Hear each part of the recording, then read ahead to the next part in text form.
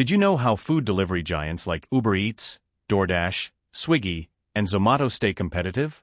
It's data scraping that gives real-time insights, price tracking, and demand trends for smarter decisions. Scraping pulls menus, prices, and ratings from apps like Uber Eats. In 2025, 60% of food businesses use it to stay sharp.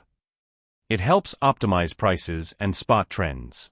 With 79% of Americans using delivery apps, businesses rely on data to compete. Using Python with Beautiful Soup or 𝗙់𝗵, coders extract HTML data like prices into CSVs. Selenium handles dynamic sites.